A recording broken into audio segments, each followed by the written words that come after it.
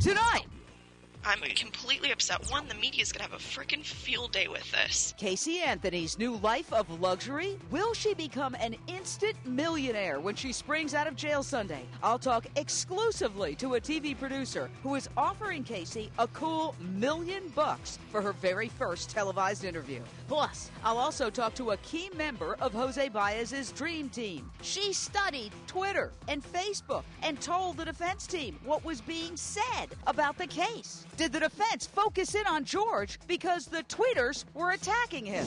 Then, a shocking case that will make your stomach turn. A man accused of raping and videotaping young boys is allowed to watch those child porn tapes in jail? What? We don't like it, we don't want to do it, but we have to follow the law. Will he also get to cross-examine his alleged victims in court? It's outrageous, and we're taking your calls. Issues starts now.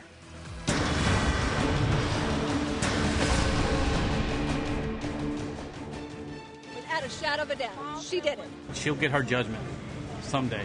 Anytime she comes out is too soon for me, okay? What she did was a disgrace to all, not just Kaylee, but all innocent children in the world. That bitch needs to die the most painful, horrible, slow death ever. It was totally ridiculous. No mother could have a child missing for 31 days and say nothing and be completely innocent. That is not possible.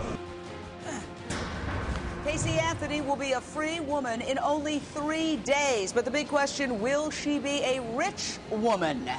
Many hope not. Good evening. I'm Jane Velez-Mitchell live from Orlando. Behind me is the jail where Casey Anthony has been living for the past 2.5 years. She is back there as we speak right now.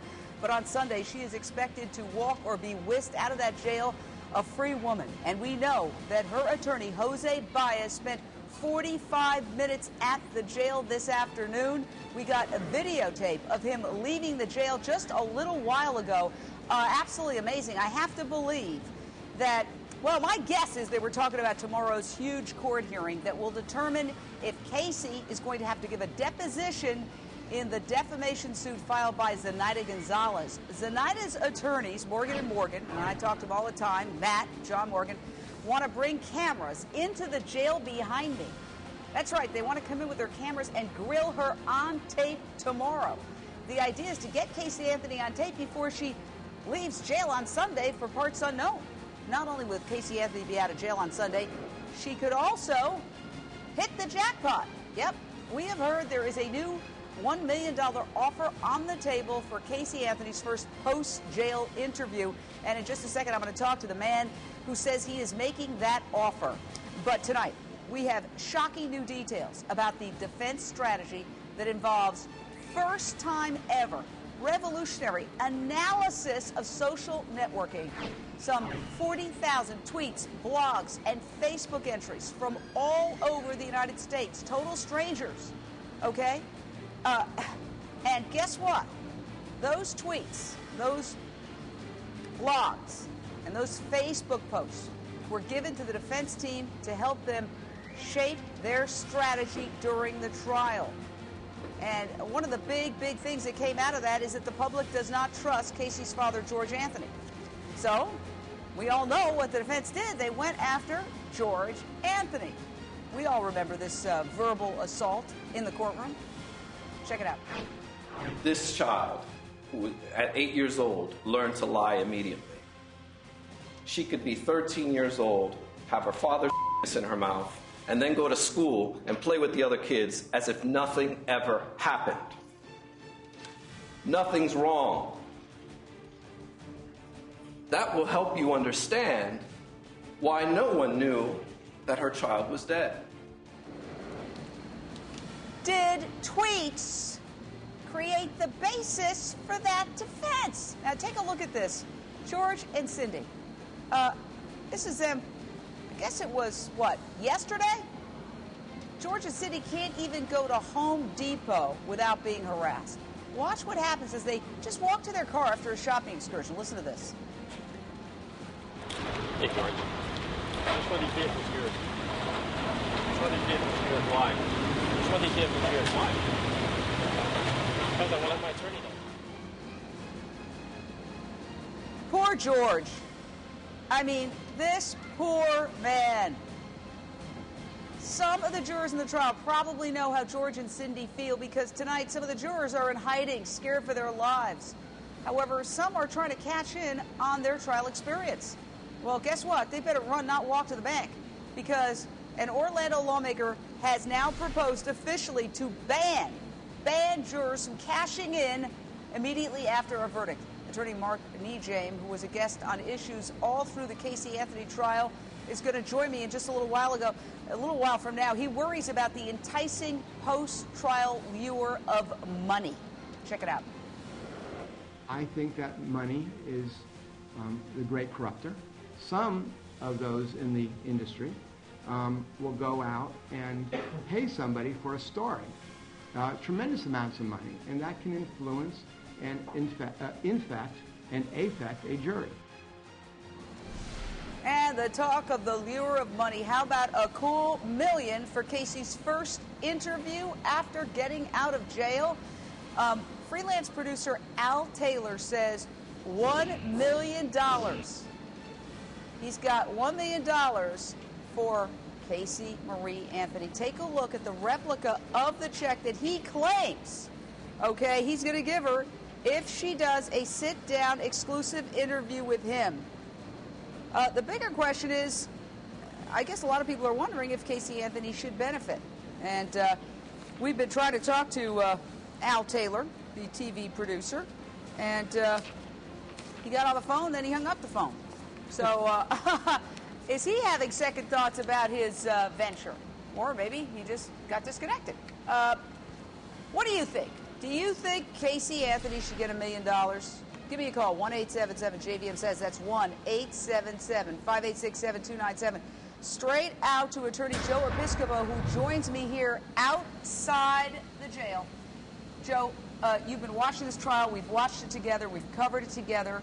What do you think about Casey Anthony getting $1 million, either from this gentleman or from anybody else? Because you know that she's not going to sit down probably for free, although I can't predict. It's possible, but chances are that there's going to be some kind of financial arrangement there. I think it's her First Amendment right. First of all, she served her time. She was acquitted of the charges. Why does she lose her First Amendment right of free speech and an opportunity to make money? I think it's perfect. In fact, let's talk about this check. I think the check's phony. I could print one of those up myself. Hold on a second. Put some real cash out there, Al. Come on. Wait a second. We got Al Taylor, the TV producer, on the line. Good. Al, first of all, tell us what is your proposal? What exactly are you saying, and who have you said it to? Okay, can you hear me, Jane? Yeah, I can. Go ahead, Al. Okay, yeah, first of all, I didn't hang up. There was a problem. I'm not shying away. Okay. I don't mind the PR. All right, dude. Here's what's going on. I talked to Jose Baez a week ago on behalf of a talk show. Made him an offer because I'm a freelance producer. The talk show backed out of it, as we know. The Jerry Springer show got scared. So at that point, I figured the only way this is going to happen is if I have to form my own company. I formed my own production company, Private Elevator Productions. That's a legitimate check and a legitimate offer. I've got investors that have to remain nameless. I'll put my name out there and put my neck on the line. The other people don't want to do that. I don't blame them. But that is a legitimate offer. And let me just say to all the haters out there, she was found not guilty, so she deserves the $1 million to tell her story. And we're going to make her earn it, Jane. This isn't going to be some softball interview. We're going to grill her like a bad piece of fish. I think it's let me say this. I have a couple of questions for you. First of all, what do your investors hope to get out of this? Obviously, I would assume that they would at least want to get their money back, which means you would have to. Then once you get that interview, okay, go ahead. Tell me how it's going to work. We want to double the money. So we're going to end up syndicating it throughout the world, and that way we'll make the money back that way. Even if we never make a penny out of the United States, I've already got deals cooking in Germany, Australia, England, and all these other countries. Okay, yeah, because any major corporation that buys it here in the United States, a major media company could get blowback, could get a backlash, could get protests. Gosh only knows what they would get. Yeah, how about could get? How about will get? You've seen the reaction. They'll get it, and therefore it's going to take somebody like me to put this whole thing together, and it's going to take the overseas money to get it done, because obviously we think American money is going to be scared. So you're saying that people in America would not get to see this Casey Anthony interview? No, we'll end up, if we have to give it away, we'll end up giving it away. Maybe we'll give it to HLN. Who knows? If we can't sell it, we'll give it away here, but it's going to be sold around the world first. All right, well, hang on for a second. Yep. Deborah Opry, criminal defense attorney, your reaction to this proposal, I've heard crazier things, honestly. I mean, people can say, oh, you know, show us the money. How do I know that you have the money? Well, I have no idea if he has the money or not, but given the controversy surrounding this case, it's as good a plan as any I've ever heard, and I'm not endorsing it on an ethical basis. I'm just saying that it could happen. I'm no stranger to media deals, as you know. And I know that where there is a market and where there is a need and a desire to hear her story, they're going to hear it. And if she is not giving it away and it's got to get paid for because she has attorney's fees, cost of living, a future that is basically in jeopardy, she doesn't know how she'll earn a living, she will take the money as she finds it. And selling it overseas is probably a very good idea. Is it morally, ethically right? Who are we to say so? A jury did acquit her. She has a story to tell. People want to ask the hard questions. O.J. Simpson basically wrote a book on this. What happened? Yeah, and you know what happened with that book? That was a disaster. It was a fiasco for everyone involved.